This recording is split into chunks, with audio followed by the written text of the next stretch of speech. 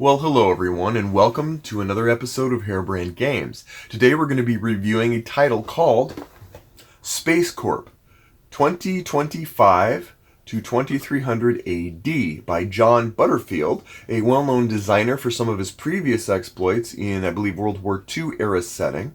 This is my first game with Mr. Butterfield as the designer.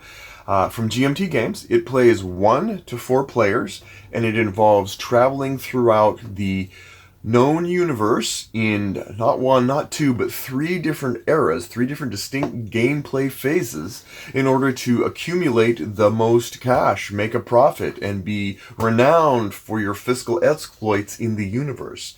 How does it play? Well, let's take a look. Okay, we start with the first map. Now, like I said, there are 3 phases in the game. Mariners, Planeteers, and Starfarers, I believe. We're going to start with the Mariners, and then we'll move on to the Red Sox and the Yankees shortly after that. This board starts here, and it's expected to expand out. This is the sort of the close view, close-eye microscope view of our solar system, or at least the first portion of it nearby Earth. After that, you'll move out to the more planetary areas of the solar system that we have, and then it's on to Starfarers, where we move to adjacent star systems completely. This is the main board where people play. It has your starting point, your bases. Every player will get a board. This is their board for infrastructure. It is here that you will sort of tether yourself to different bases that you're going to be able to build on star systems or planets. Or sites, they call them sites. A progress wheel that's sort of a technology. It has for genetics and technology. Legacy production we'll get into. A nice little layout here. And these sort of like Instacard or permacards, because cards give you actions, and these actions are always available to you unless you cover them up from here over. What else do we have? Well, and don't know those. Because it's 4-player, I'm going to be setting up a solo game. The solo game uses all of the pieces from all of the other players. Pig pile. This is the special business display. Now, as you're playing the different phases, you're trying to obtain or achieve goals called contracts. In each of the 3 phases, you're going to try to achieve these achievements. That's meta. And when you do, you're going to be able to move that over, obtain the amount of money, or Terra credits, or whatever they call them, for that, and then no one else can achieve that. So this is kind of your board of who's accomplished what so far. In each era it moves over. And of course the scoring track. You also have 3 distinct decks for Mariners, Planeteers, and Starfarers. They play an important role, which we'll find out in the playthrough. And then as the solitaire game, we only use one side's bases, but they're randomly selected. It has some interesting twists on that. Finally, there are tokens, because as you go into different sites, you're going to explore wherever there's an exploration point or a discovery tile. These discovery tiles are different between the first phase, the second phase of the game, and the final phase of the game, and so it's very different, or at least I think it's very different. We also have the cards that you will learn, like genetics. You will be able to buy or procure special cards that give you boosts and bonuses, and the same thing with the breakthroughs, where you will be able to get special advantages to spearhead your quest to be first in money in the universe. These are for the final colonies, and they become important in the very last phase. And time cards, not the kind you punch in with, but the kind you get to use later to help sort of do big blasts of moves at any given point. Really good reference sheets, turn sequence with pretty much everything you need to know what to do on your turn, whether it's solo or multiplayer. A breakdown of the different types of bases you can place on sites when you do the build action and what happens to them. Extra information, and of course, copyright notice. And if you're playing solo, this is the particularly interesting. You're playing against what's called the competition. The competition is sort of the embodiment of the AIs that are going against you. And so you will get lots of interesting and great instruction. Don't be surprised, this is actually this is pretty much a flowchart of what the in this intriguing sort of not automa, whatever they have these days. It's all the rage, these automatas and scythe and all that. This is kind of the same thing, but it's distilled down even more simplistically. But it still has some similarities, which I may or may not like in my review, and I'll tell you about at the end of it. So excellent stuff. Finally, you have what's pretty unheard of for me, which is two rule books. You have the solo rule book and you have the multiplayer rule book. They're absolutely split off from each other. So you have to switch your mindset. Instead of going, okay, I'm going to read this and then I got to look for which parts actually apply to solo when I read the manual. Now you're going to be like, all I have to worry about is what's in this book. This will tell me everything. And then when you switch to multiplayer, you'll be like, oh, all I have to worry about is what's in this book, the multiplayer. If you're going to span the gap, it's interesting because instead of asking what's in this manual that applies to solo, you're going to instead be saying what's in these manuals that is common. Or what's in these what of these manuals is different. It's almost like it needs a sheet in between that says, here's the core things that are different between solo and multiplayer, which honestly, there aren't that many. It's actually pretty cool. Anyway, that's a breakdown of the components. Now we're going to get into an example of play. We're ready to start the first part of SpaceCorp 2025. Now, I've set up the game already. I didn't waste our time setting it up. You can certainly read the manual online. GMT provides it all on site if you wanted to get an idea of how a game gets set up, but I'm not going to rehash that for you. We'll just get right to it. This is my personal infrastructure card. Now, I've already explained this, so I'm not going to go on, but everybody starts with a single card called a chemical drive. This is the card in your hand that you can play, among the other things. Also, we have an offer action area. There's always going to be 4 cards here that you can look to research and obtain if you wish. These are all from this deck of cards. You'll notice that the icon shows the planet or the Mariner side. Each of these decks, because they're unique to each era, have a different denotation of the cards. So this is the Mariners cards. Now what's interesting is that you actually take the next deck of cards. So for Mariners, you take the Planeteers deck, and this becomes the AI deck, and we'll explain that a little bit. It'll make perfect sense as we flow into the game. So on your turn, here's what you do. We're not in the star system yet, so we're not going to worry about that. We conduct an action, which is really kind of the lion's share of what you do on your turn. You have at your disposal several actions. You can move.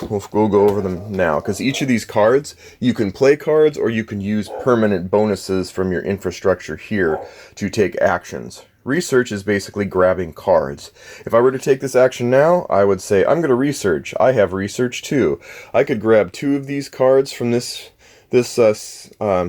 column, or I could just blindly grab another card. And you can have as many cards in your hand as you want, but you can't research if you have at least 7 cards. Or, no, if you have 7 or fewer cards, then you can. Otherwise, no, you've researched enough, you glutton, you. Next, there's move, and moving we'll go over in more detail, but moving is an accrual system where you use as many cards as you have move points for, and you accumulate the points, and then you use them to drive forward into other parts of the galaxy. Explore is when you're taking and putting discovery tiles. When you move your teams to a site, and I should go over this, these teams are what's really going to travel around. These are kind of your Explorer, Colonize ships, think Civ 4, Alpha Centauri, that move around from place to place.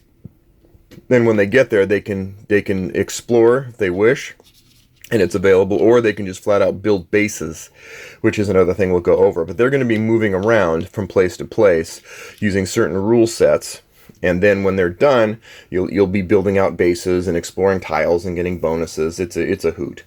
You'll have to build, or no, after explore, there's build. If you have explored everything or there's no place to explore, you can play a build cost, and then build one of your colonies. Not colonies. You can build one of your bases. And as we discuss, each of these bases has certain perks and benefits, also limitations as to which ones can be built in which locations, which we'll go over once we start the playthrough. You can produce, which is a way to just generate money.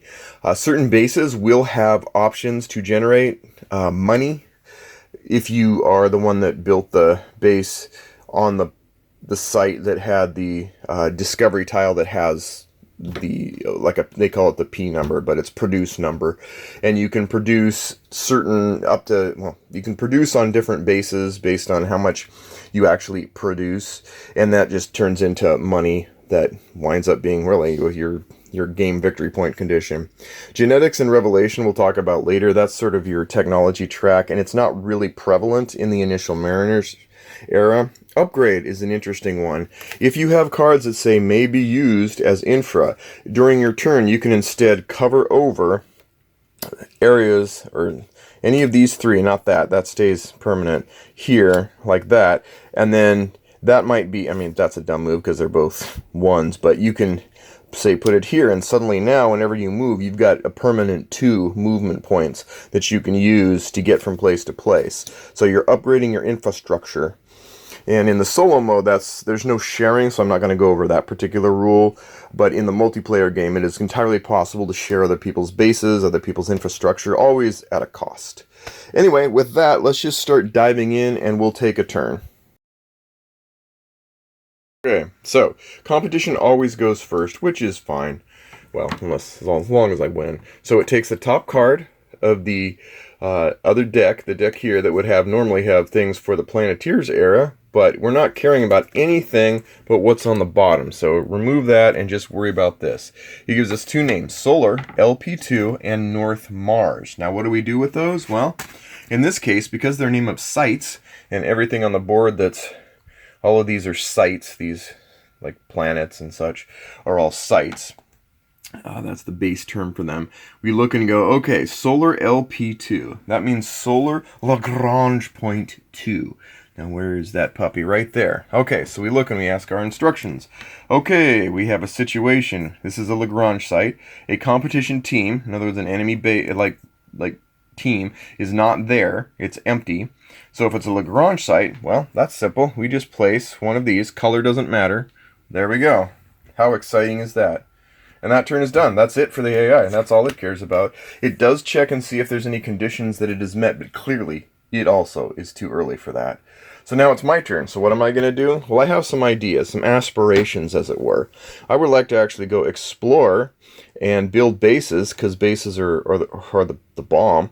And so I only have 1 move card, and I have 1 move here. Now, I really am not going to be able to move anywhere out of Earth without paying some move costs. So I'm going to have to be a little judicious. So I'm going to go ahead and take a research action. That lets me grab 2 cards from this column or 1 from there. I'm going to grab this move and build, because at some point I'm also going to want to build. And I'm going to grab this move and explore, because I'm also at some point going to explore. That's done. That is actually all on my turn. I don't have any contracts that I can claim. These all require that you have been played the game for a few turns and done some things in order to be able to achieve them. So then I perform a free transport action, which isn't also relevant because it requires going from a base to a base, and I only have 1 base. So I basically discard any card I used, which I didn't use any, and I replenish the offers. I'm going to replenish these with cool, refreshing offers. Alright, then if I have less than 4 cards in my hand, I also get to draw a card and place it in my hand. So you would be normally carrying these in your hand, but for purposes of explanation and visualization, I'm leaving them down here. You normally wouldn't have them down here like that. Alright, and that's the end of my turn. How fast was that? Now it's time to see what the AI is going to do. 1 discovery and contract 6. So this is interesting. I like that this one came up. So the discovery portion basically says if you have a base or a competition team, of any of your areas here, which we don't, then we would be able to have the AI competition team would then place a discovery, and if there's any benefits, they would get benefits if that involved getting them cold hard space cash. But we don't have that, so we're going to let that go. Then we check the contract 6, and we look over here and go, okay, 1 2 3 4 5 6. Okay, so cards in 3 infrastructure slots. In other words, if I've upgraded my infrastructure tableau 3 times, I would get this. But right now what he's doing is making a claim to it. Now he doesn't automatically get it. He first has to place a team here. If that comes up again, where he wants to do contract 6 again, he's going to go ahead and claim that. I will be lost the ability to claim it, and he will get the money for it. So if neither of those were possible, I would be drawing another card. something's going to happen. The AI is not that passive. So that's it for the AI. No contracts completed. Now it's my turn again. So what am I going to do? Look at that. I've got some movement points. Now how movement works is you always have to spend one. If I want to move somewhere, I can never land off in space somewhere. I always have to go somewhere. I have to land at some site, somehow, some way. I don't want to lose sight of that. All right, so to leave Earth, to leave anything, normally, if I was, say, here, it would be once to pop off the planet or asteroid or whatever into space. Then I would start traversing lines, and these tells me the cost of those lines to traverse. So, for example, to go from here to here, I would be like 1, then I'd pop over for 2, then to land on there would be 3. So 3 move points. In this case, we have gravity, and gravity is not on our side. So not only do you have to spend 1 to leave Earth, you also have a gravity of +2. So it would be 1 + 2, as I'd have to spend 3 movement points just to get here. But then I could also spend a point and move here, and that's what I'm going to do. So it cost me 1 to leave Earth, +2 gravity, so 3, plus it cost me 1 to land on Luna. But I did it. How did I do it? I used a move action. It cost me 1, and now I got a 2, 3. Sadly, I got to get rid of that build one. And so I'm going to use build one here. So, alright, I've spent my 4. And now I've successfully moved one of my teams over to Luna. That's it. So, then I don't have any, once again, I'm not going to do free transport. I discard my cards over here.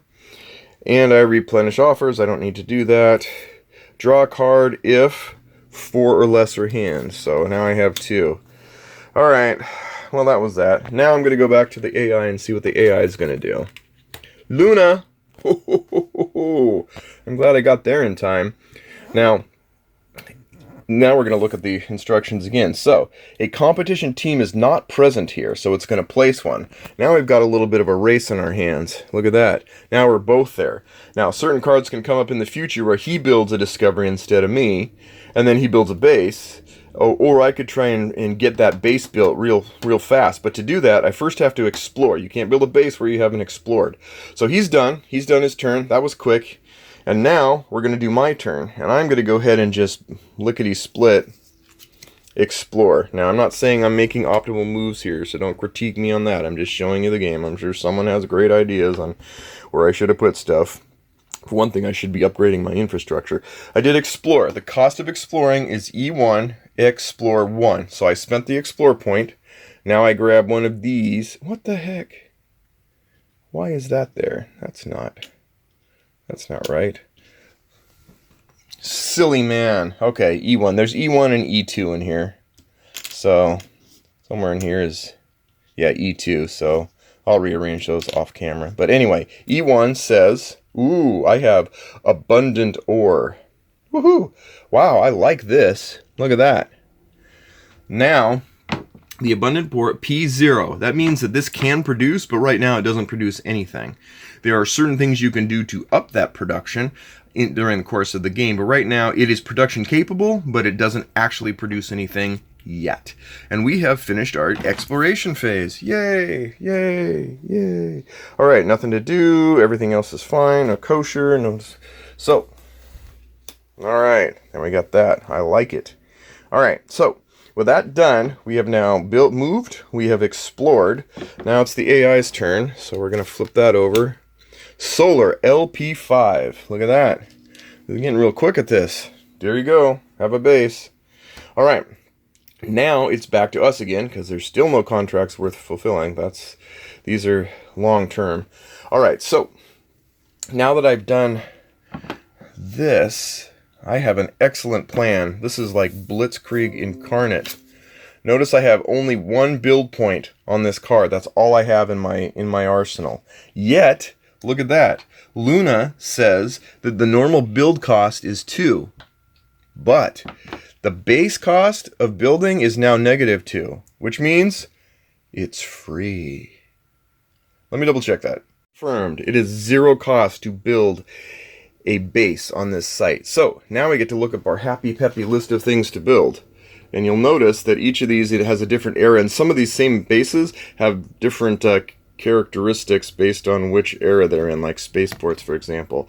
My most attractive one right now would be the, yeah, it would probably be the refinery. So the refinery is probably the best way I'll go. Why? Because this discovery tile has a P and a number on it for produce number, but it's 0. So if I actually add a refinery to it, it suddenly gains +1, which means when I do the produce action, I'm going to make money. I like making money. So we're going to put a refinery right here. Actually, I should have put that there to claim it, because if a base was built on it, then you'd get some money. Subtle rules, but you'll find it. So then this goes back, boom, kick the competition team to the curb, and look at that. I now have a base and a refinery. That is my first base in space. And so we're done. That's it. Got nothing. I can draw a card because I'm down to 4. And now it's time for the AI's turn.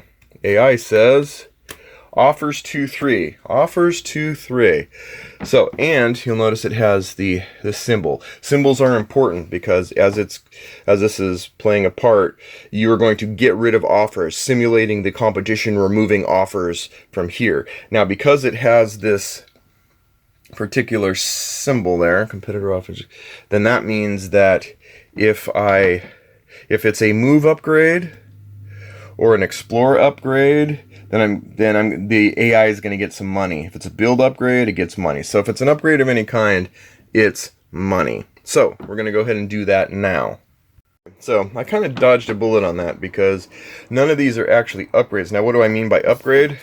If the card has this that says may upgrade, then that is a upgrade. And so because 1, 2, 3, 4, my card says offers 2-3 and use the normal rules. So 2, look at that. 2 is gone. And 3 is gone. And I didn't have to pay any extra money because, or I didn't let them get any money because they're actually didn't have any upgrade symbols, but that's always a risk. Then I refill it. And so I'm going to move it here. Now why am I doing it one by one? Because there are certain cards that have edges on it. So players use these edge cards to get special benefits and bonuses.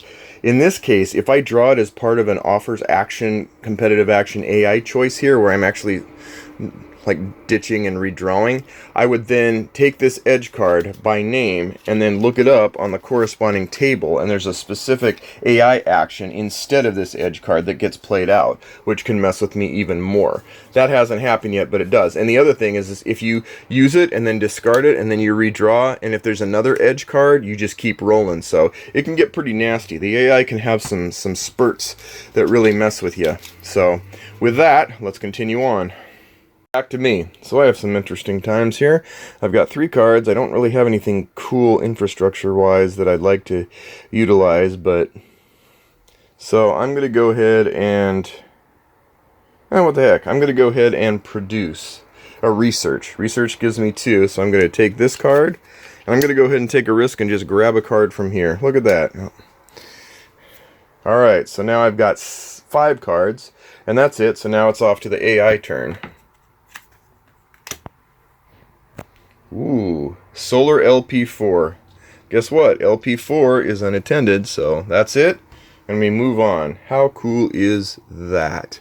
Alright, so now it's my turn. Again, forgot to fill the offers thing there. But I'm still not feeling it. I'm going to go ahead and produce. Produce says that in 1 site or 2 sites or whatever this number is, I can generate income from that base as much as it can do. Now, you'll notice that I only have 1 base, and originally it was P0, but this refinery means P1. So what does that mean? Well, yay! I get profit. I like it. Profit good. And that's it. I have 4 cards, so we're done. Now it's the AI's turn. It really goes quickly with the AI when you're getting going, especially in this early phase. Lunar Lagrange point 4 again. Look at that. So now that we're there, guess what? We're at a competition team. We're at a Lagrange point. We're going to look at our instructions then. It's present, and now we don't have a discovery tile on Lagrange points. They're really just for transit. And so we remove this and place a base. Now what are we going to do there? we go into our magic cup of unknownness, and we say, you it exploiter. Ah, sorry, that shouldn't have been in that phase. My bad. Secure. That shouldn't have either. I should have pulled those out beforehand. See what fun we're having? Research. Look at that. Now the enemy has a research base. Boo. Extra step we have to check. Is it actually possible for this research building to be there?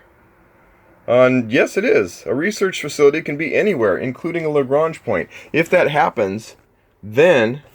Oh, wait. Yeah. Refinery. Then... Oh, no, never... Yeah, research. If that happens, then not only does he get to place a base, there's also a special ability. If you have more profit than the competition, it gains 1. Well, I do. I just earned 1. So now it's just equaled me in that. So placing bases for the AI can be kind of a random thing. You just never know. It could place just the right base to get an extra bonus, or it could be something that would otherwise be illegal for you to place, but it's going to place it anyway.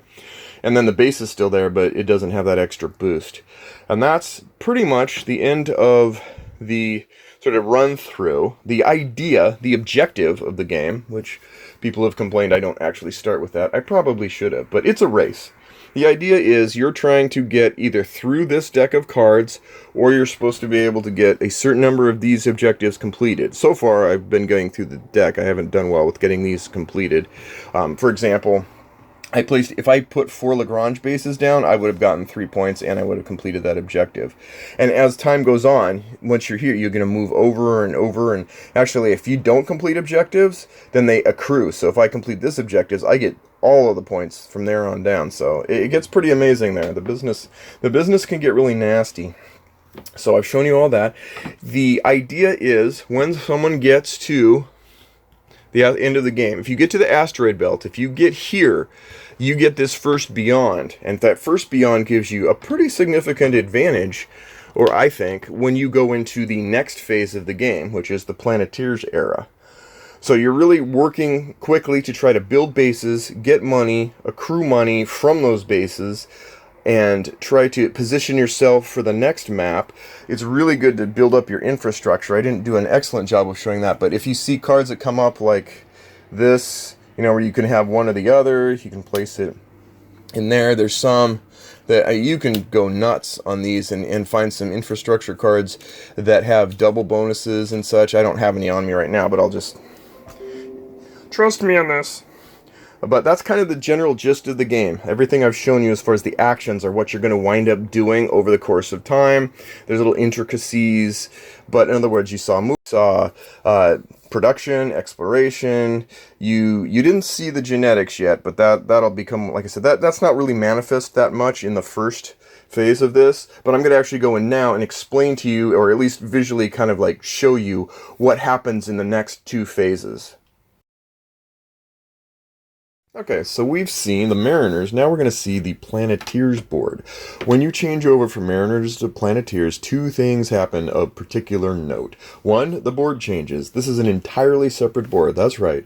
You get not 1, not 2, but 3 boards in each delicious box of SpaceCorp. What is different about this? Well, there's a lot more to it. Whereas in the original Mariners map, when you're just dealing with Earth to Mars, now you're spreading out across the entire solar system, and you have a lot more, you have planets, you have moons of planets, you have a lot more spaces. The costs do rise up a little bit for building. Move costs really grow, and they're really glad they provided this sheet here to say if you're going to start from here, which is kind of your starting point whenever everyone starts on the map, then these are all the costs. And you notice that to get all the way to the end, to the Urt cloud, Urt, I am Urt, it's 29 movement points. So clearly there's a step up in how much movement costs are.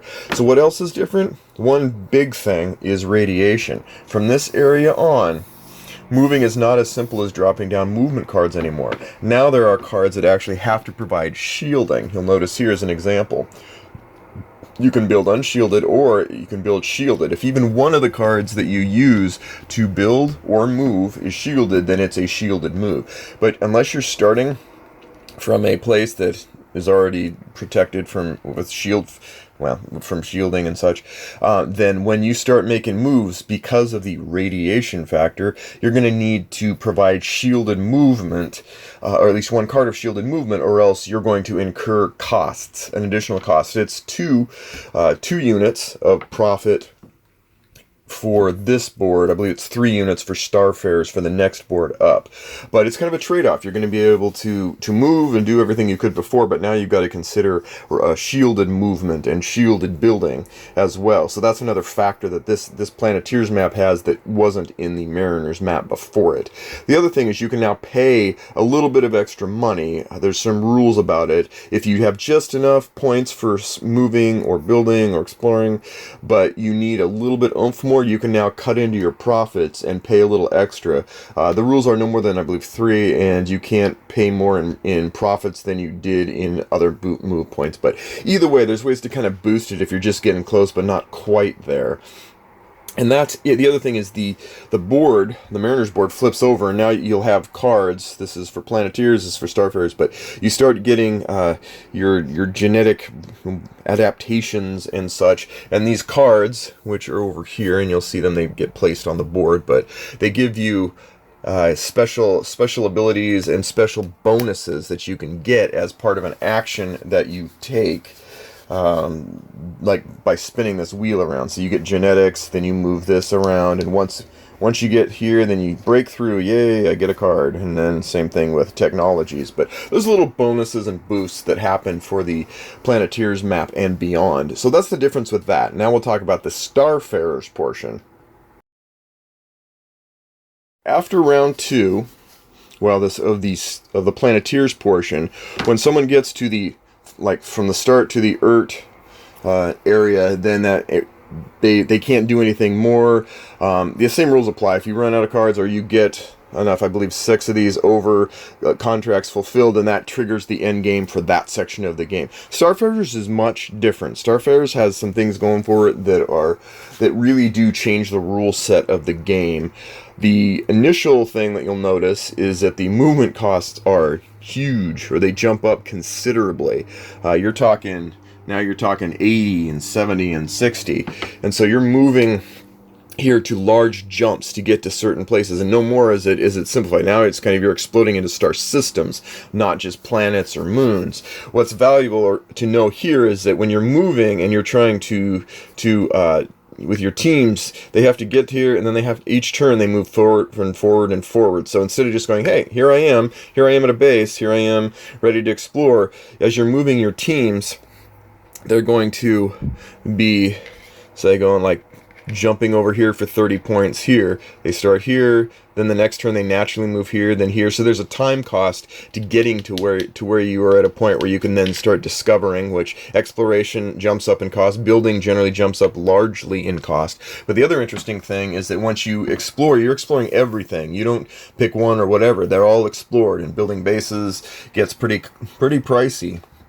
But it does ramp up as you expand. The other large portion are colonies. Now you can start putting colonies once you've met the criteria. And these colonies are going to basically be, a lot of these are end-game points, or special abilities, ultimately giving you bonuses to help you get the most cash at the end game. And those are all broken down here too.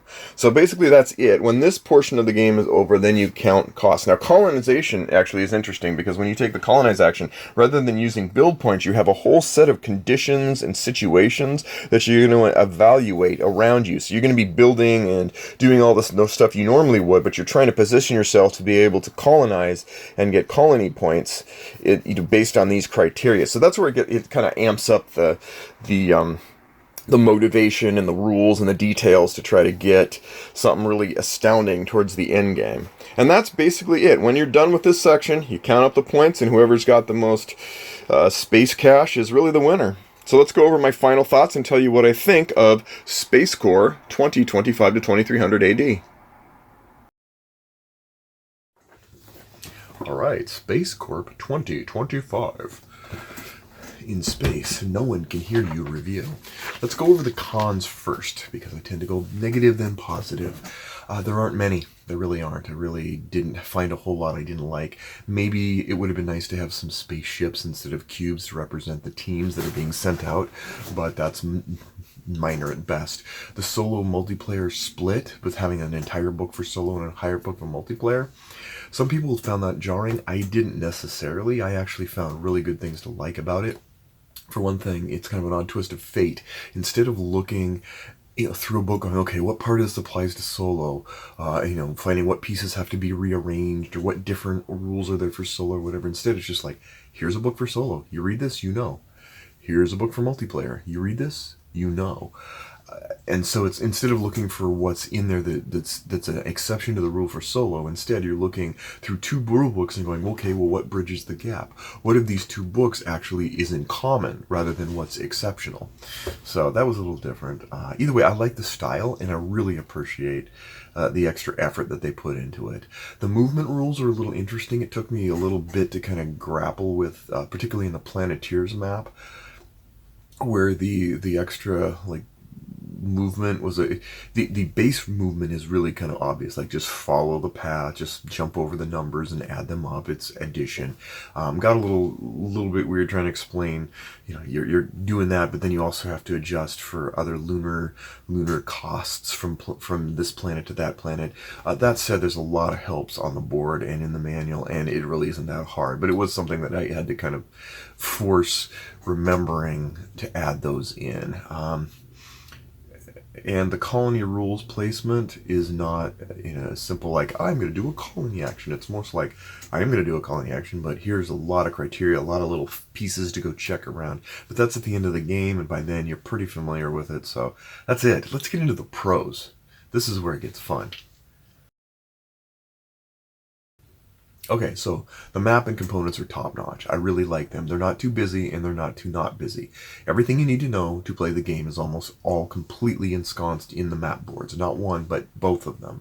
I like that they reused the one board to flip over and become where you store the additional cards for the second and third phases of the game. I thought that was very clever. But yeah, I love having information that's necessary to know right next to where you know it on the board. You have it on the map. You know exactly what it is. The little helps, little legends that give you movement costs. So you can quickly just look it up and go, yep, got that. Everything you need to know. Very streamlined, very organized, very logical, and just, yeah, I could make sense of pretty much the game without having to go to the rulebook very often at all. On the player aids, exceptional. Everything you need to know right there, summarized well. On the cards themselves, you know everything you know. In the rulebook, it's just great. Everything is logically and orderly explained. Just makes the game roll like butter. It does. I really, really thought that was exceptional. Quick turns, but potent turns. You're doing something demonstrable each turn. You're not slowly incrementing to an interesting action. Like, you take an interesting action on your turns. They're small, they're strategic, and they get through. The other thing is the solo AI. It's not automata or whatever that is that they use for Scythe and for some other games that are coming out, but it's similar to it, and it's really fast. I like flipping a card, doing an action. Yes, it's random. Yes, you're going to be in different situations. I'm okay with that because it's not so random and so tangential that it's just off the map wacky. You are going to feel the map kind of closing in on you, and you're going to have to go, forge your way with the situation you have in your hand, knowing that anything could happen. And that's not that asymmetric to a multiplayer experience when you are looking to do something and you're looking around at players doing the other thing. I think it's fine. It's an excellent solo game for me. It's right up there now. The variety and the discovery, I love the discovery aspect. I love grabbing the new title, discovering a new title is sort of like this thrilling scratch lotto ticket. Like, what's on this one? What can I get out of that one? The base types are different, and I like that. I like being able to choose what kind of base to place on different areas and get the special boons. Tech bonuses that help customize your race come along later in the form of the genetics work that you do and the advancement and such. So those are the really focal points of positivity that I have for this game. And now let's get into my final thoughts and see if you can guess whether I like this game or not. Okay, final thoughts. This is a race. This game is a race. Make no mistake, it is a race. But yet it's not a race, even though it is a race. Now, what do I mean by that? I mean that that you are racing to get the most money through 3 eras. There's no turning back. You're going forward. You're going to find a way. So find a way to be the guy with the most space cash at the end of the 3 phases. I love the 3 phases. I love how they feed into each other. From a little tiny stream feeds into a river, feeds into an ocean of space. It reminds me. It really does remind me of a race, especially a car race where, this is a car race where at 2 points in the game, they're going to wave the warning flag and everyone's going to have to bunch up together. They'll still stay in position. There'll still be an advantage for the guy in front, but everybody bunches back up together, then off to the next map. And then, warning flag come in. It just kind of feels like that. Like it's never going to be so widely spread out. You do get an advantage for being first, but you don't get this overwhelming game-killing advantage. Multiplayer is even more so. One of the things that you won't see in solo that's absolutely essential in multiplayer is the sharing element. And the sharing element feels sort of like you're drafting behind another car. Why do I mean that? Because if there was a motto for the multiplayer game that wasn't evident in the solo player game, it would be, sure, for a price. And that's really the way to think about this game when you're playing in multiplayer, in my opinion, is, oh, my infrastructure is built. I'm using it. Oh, someone else wants to use it and they're allowed to? Okay, but for a price. Oh, someone wants to use my base? Well, okay, for a price. And that for a price thing is the key here, because yes, you are sharing resources. You can use someone else's for a price. And that price is they get extra cards. Those cards lead to boosting their own actions. So it's a scratch my back, scratch your back. We don't like to get along, but we're going to. But and that's the way to think about it. It's like anything I'm doing, anybody else could use, but for a price. And I really like that. I like that it taps into the exploration, wide open stars, like everyone's kind of like wheeling and dealing. It just feels sort of like an industrial age of space technology where people are putting together stuff, building stuff, using stuff, renting stuff, leasing stuff. It's all about the cash baby kind of thing, while still at the same time trying to be at the top of the cash cow when she moves. The other thing I like about the incremental progression between the phases feels just about right.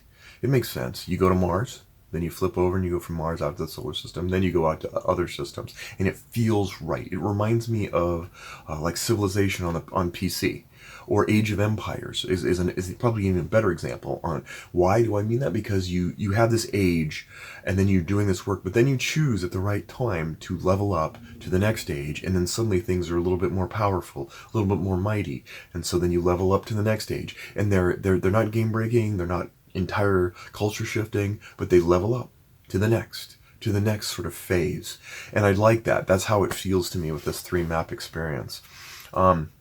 Yeah, once again, keep in focus that the game is economic, though. Don't feel like it's not Twilight Imperium, it's not Zia, Legends of a Drifter system, it's not any game where you're going out and conquering per se. You're not. You're building infrastructure to make money. It is an economic game, and in the end, and leveraging anything you can to get that fiscal advantage anyhow is what you're aimed for.